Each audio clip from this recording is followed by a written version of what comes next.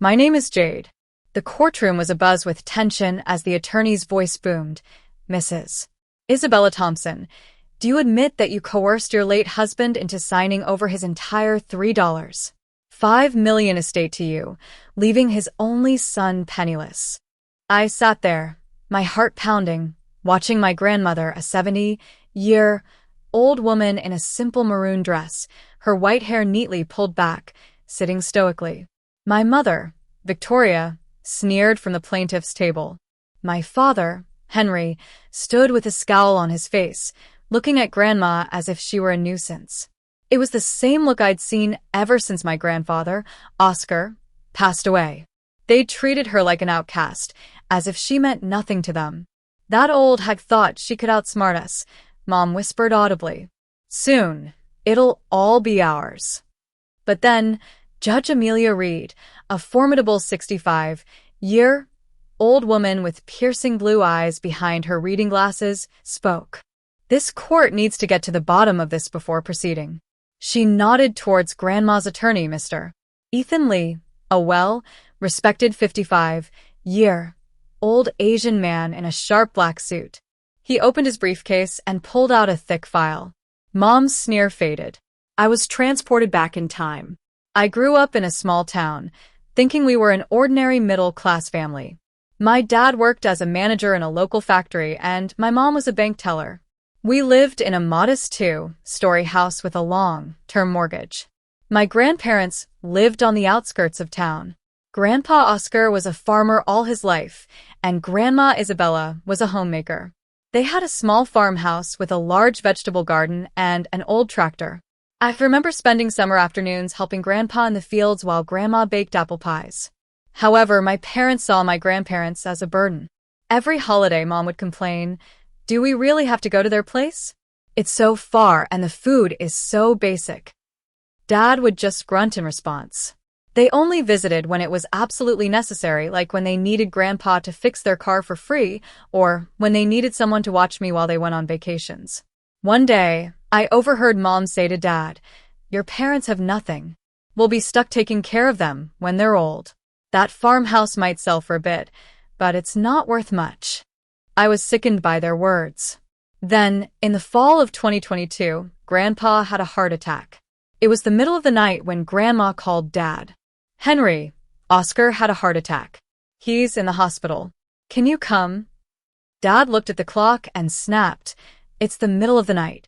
I have work tomorrow. I'll come later." I couldn't stand it. I got dressed and drove to the hospital alone. When I arrived, Grandma was sitting outside the ICU crying. "Jade, I'm afraid he won't make it," she sobbed. I hugged her tightly, trying to comfort her. My parents showed up much later, looking annoyed. Mom immediately started talking about the cost of the hospital stay.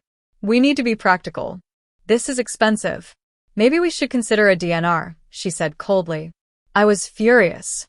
"Mom, this is Grandpa. He's not just a financial issue," I shouted. But Dad scolded me, saying it was adult business. Grandpa stayed in the hospital for weeks.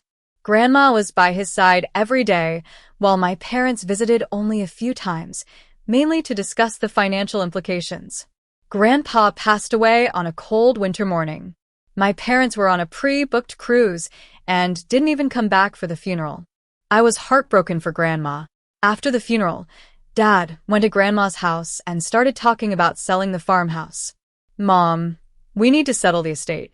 By law, we split it evenly. You'll get half and I'll get half. Then you can rent a smaller place," he said bluntly. Grandma was devastated. "This is my home, Henry. I've lived here for 50 years, she pleaded. I asked if there was a will. Grandma said yes, but hadn't filed it. Dad scoffed, saying it would take a long time to go through probate.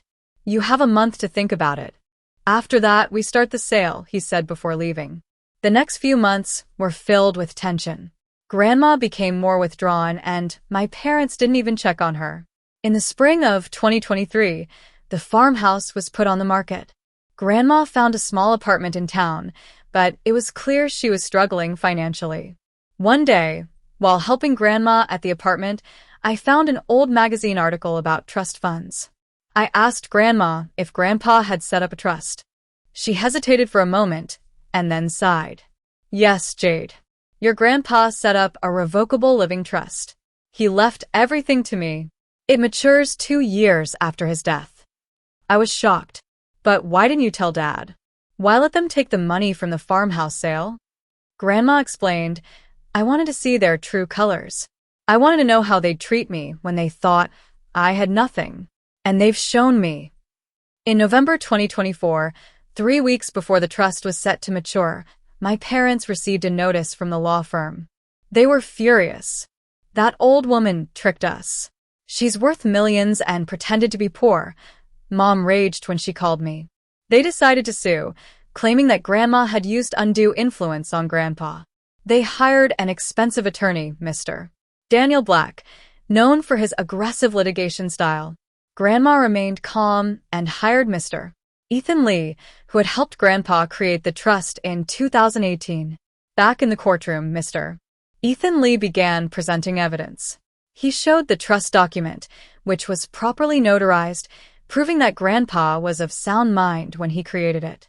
He also presented medical records from 2018, showing that Grandpa had no cognitive issues at the time. Then, he presented bank records that showed Dad had borrowed $60,000 from Grandpa in 2017 and never repaid it. Instead, they used the money to buy a new car.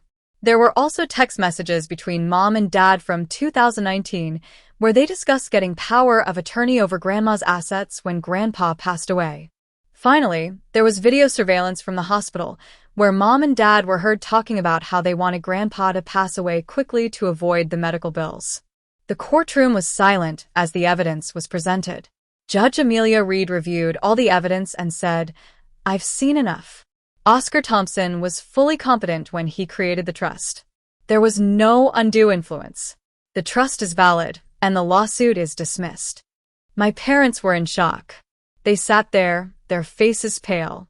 Grandma stood up and said, I didn't do this for the money.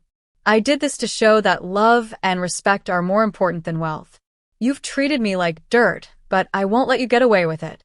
After the trial, Grandma and I walked out of the courthouse.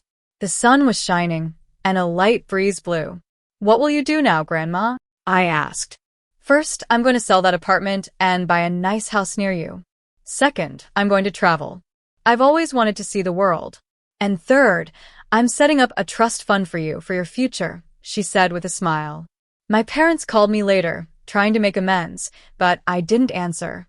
I knew they hadn't changed. They were still the same greedy people who had abandoned Grandma in her time of need.